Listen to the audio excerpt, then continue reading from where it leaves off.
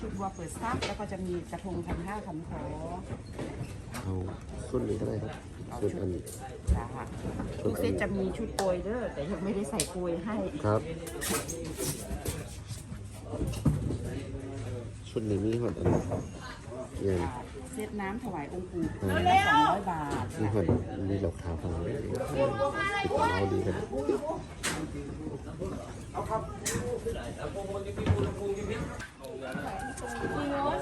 ใส่ตัวนี้ก็ได้ลวกมาเขาก็ใส่ตัวสีส้มเลยนะใส่แล้วใส่ตัวขี้ไล่แม่แล้วใส่ตัวนี้ข้างหน้าเอาลูกมาของเราเสร็จแล้ว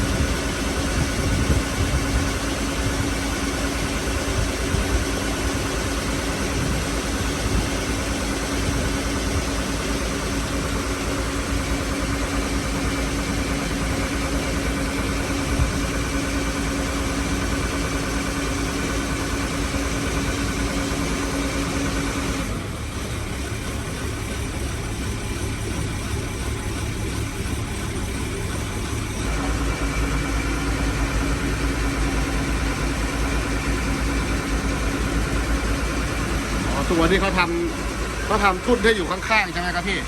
อ๋อไม่ได้เอาหน้าทิ่มเข้าไปตรงพระธาตุเหมือนเดิมนะ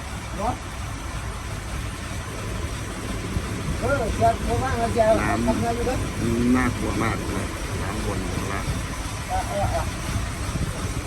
ซื้อทางกันนะทำพิธีซื้อทางขอให้งานเรือนราบลื่นนะโดนคือน้ำสวัสดิทางทุกครั้งที่ผมข้ามลาวนะครับจะโดนเรียงลงกลางแม่น้ำโขงทุกครั้งจะเป็นการซื้อทางเอากันเลยเดี๋ยว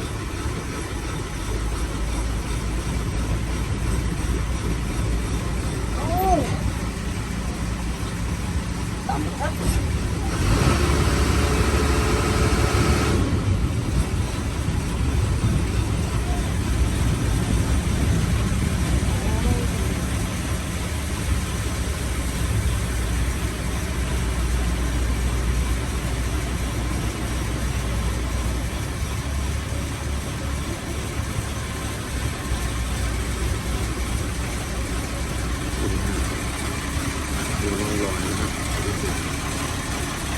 น้ำฝนเชี่ยวขนาด